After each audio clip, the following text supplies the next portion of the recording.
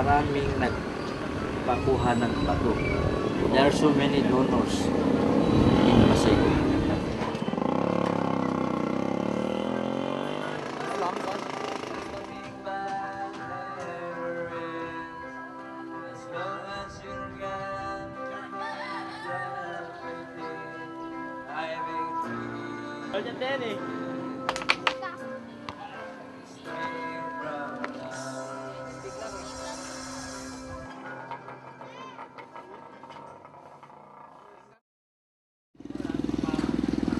Sabado na.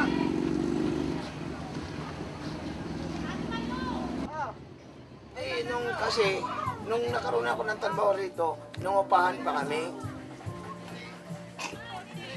Tapos ngayon, nung nagda-drive na rin ako eh. Eh, nung mayroon nag-alok sa akin, papakuha ka ng kidney. Kung magkano ba? 50 mil. Ngayon pumayag ako. Kasi gusto ako makaroon ng bahay kasi nung upahan na kami dito eh. Kasi takot kasi noon eh, baka mamatay ako eh.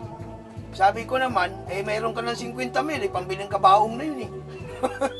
May pambili ka ng kape. Pero kabado ako noon eh. Tumakas pa ako noon eh. Nung sabi no, Roldan, pirahan ka na, tumakas pa nga ako. Sinundo ako ng pulis. Yung gasto daw ng yung gasto daw ng pasyente, babayaran ko raw kasi 90,000 yung bayad sa check-up. Sumama na lang ako. Wala akong magawa eh.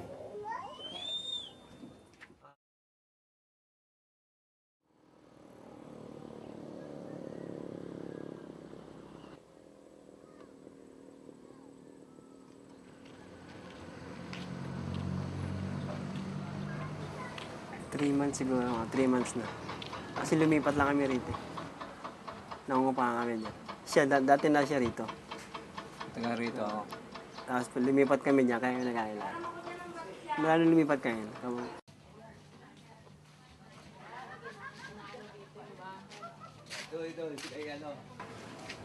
So may isa sa mga barkada namin na lumalapit sa amin na, pare, sino ba yung ahente mo? Gusto rin namin magpakuha.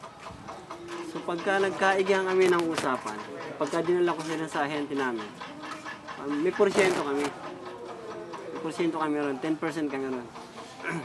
Mawa, ang bigay ng customer ay ng pasyente, 120.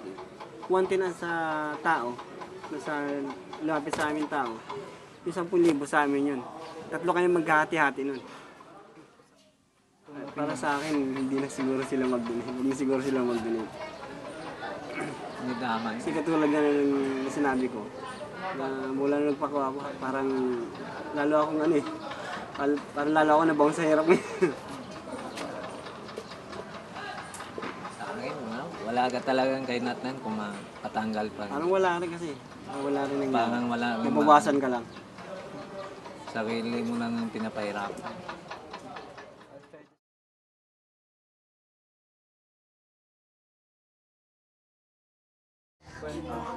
Para mo-donate ng kidney, kaya sasalinan niya hapon. Hanggang ngayon, hindi pa dumating. Babayaran siya ng 150. Gusto niya, bibili na ako ng sakyanan. Sarili, Tapos yung siya, 2 beses pinuntahan dito yun eh. Pumayag na siya. Eh tatay, pagka kung makauwi na ako, sasama na ako kasi bibilihan kita ng jeep.